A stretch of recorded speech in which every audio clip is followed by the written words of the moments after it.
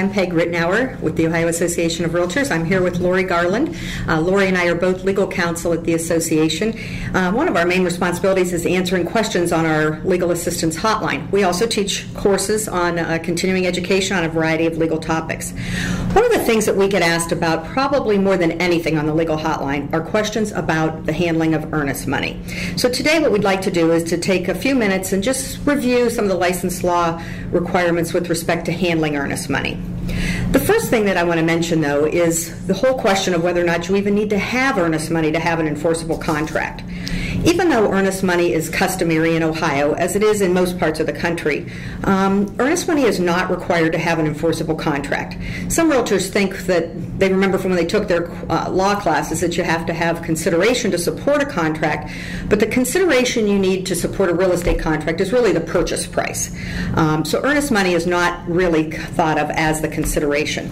So from that standpoint, you don't need to have earnest money. If you as a real estate agent represent the seller and you get an offer to purchase that has no earnest money, certainly you have to present that offer to the seller, and your seller has the right to counter back asking for earnest money.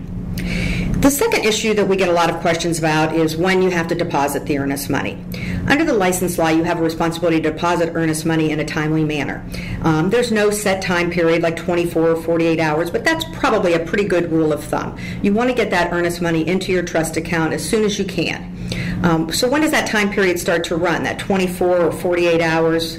Really, it would run from when you receive the earnest money unless the contract itself provides otherwise. And in Ohio, I would say the clear majority of contracts state that the earnest money will be deposited upon acceptance of the offer.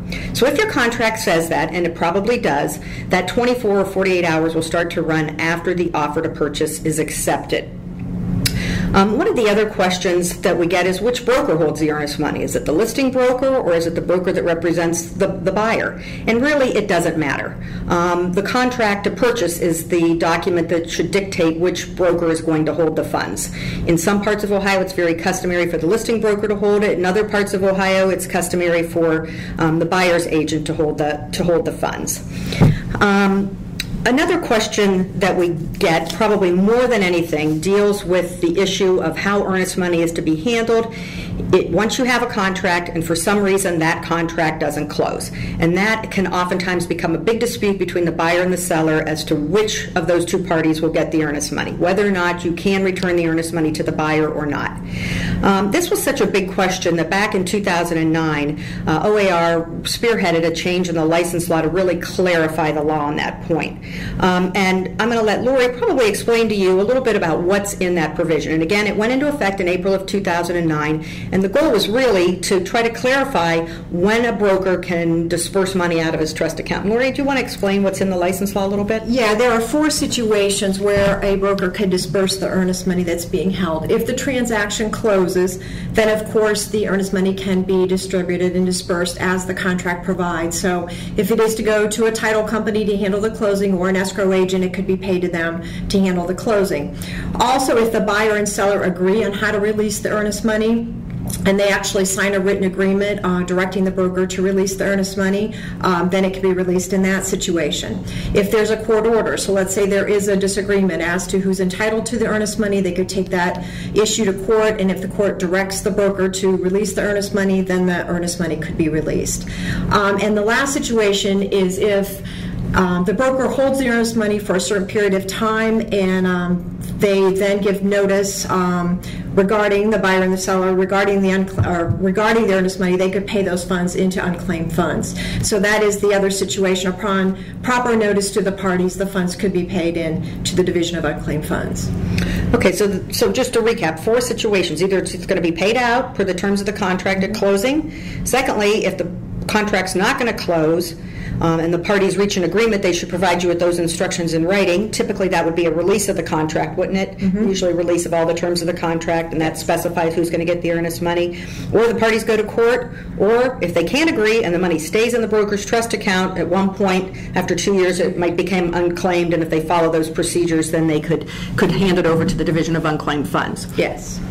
Okay, well, one of the other goals, I think, of the license law change back in April of 2009 was to try to create some type of a time limit on how long brokers had to hold this earnest money, because oftentimes the buyers and sellers will not be able to reach an agreement on who's to get the funds. The buyer wants the money and the seller won't allow them to have it, so you're not going to get that written release from the buyer and the seller. So the issue was, how long does the broker have to keep it in there? And sometimes we had brokers who were holding these funds for years and years, 10 years, 15 years, and it really became, a problem from an accounting standpoint. So through the legislation, we tried to come up with a way of putting some time limit on there. And that was accomplished by coming up with some language the brokers could put into their purchase contract, or local boards could put into their purchase contract to establish that time frame. And Lorie, do you want to explain a little bit about that provision and how it works and what the language is? It provides some optional language. So this is not required to be in a purchase contract, but can be in the purchase contract. And it provides that if there is a dispute over the earnest money, if the parties do not reach an agreement within a period of 2 years, or there has not been a court action started to resolve who's entitled to the earnest money, that earnest money could be returned to the buyer. The notice does not have to be given to the buyer and seller in that situation. It just can be returned to the buyer. And that only applies, though, if that language is in the purchase contract that is being used by that buyer and seller. So, Lorie, do you think most of the local boards of realtors around the state have put that language in their purchase contracts? Yeah, I believe most of the local boards have included that language. I know a lot of the brokers, if they don't use the local board contract, have included that language too. But you definitely have to make sure, if you're reaching that 2-year period and you want to disperse it to the buyer, you do have to make sure that particular contract that has been used, that it does provide for that type of release to the buyer. Okay. And again, this language isn't mandatory, so it's really an option as to whether or not you put the language in your purchase contract. Could our commercial brokers use that language, or is it only available for residential? Commercial definitely could use the same language, so residential or commercial, any transaction where earnest money is being held. Okay. So really what this is going to do is it's going to create this really like a 2-year statute of limitations. So if the parties can't reach an agreement and nobody goes to court after 2 years, that earnest money could be dispersed to the buyer, and you don't have to give notice to the seller once that 2-year period runs, correct? Correct. Okay. The other question I think that we've gotten from some brokers is they have that provision in the contract, and when does that 2-year period start to run? When would it be, from when the deal fell apart, or when the earnest money is deposited in their trust account? Okay, so you look to see when you put that earnest money into your trust account, and then you go 2 years from that date. Yes. So let's say that transaction was signed in April of 2010. The deal didn't close. The parties couldn't reach an agreement. They both dug their heels in. So the 2 years, let's say it was deposited on April 1st of 2010, that 2-year period would have run then on April 1st of 2012. Right. Let's say you as a broker kind of forgot that time period. Are you going to get in trouble with the division, or is there some kind of a grace period you have to make sure you get that money back to the buyer without getting disciplined by the division? Yeah, they have a grace period until September of that year after the 2-year period ran, and to release the earnest money. Okay, so as long as they get that money back to that buyer by September 1st, they'll be fine under the license law. Yes, that is correct. So that's probably something important for our brokers to note, that they might want to do a check of their trust account sometime in August to see if there's any funds that they should have returned to the buyer, and make sure they get them back before September 1. Right. Okay. All right, well, I think that hopefully will provide you with some good information about the handling of earnest money. We also have quite a bit of information on OAR's website about earnest money. It's in the legal section of our website, which is ohiorealtors.org, and included in there are several articles we've written about earnest money, including an article about how you follow the unclaimed funds laws, and we also have a white paper on earnest money. So if you have some more questions about earnest money, I'd suggest you visit our website and find some of that good information. Thank you, and thank you to Lorie.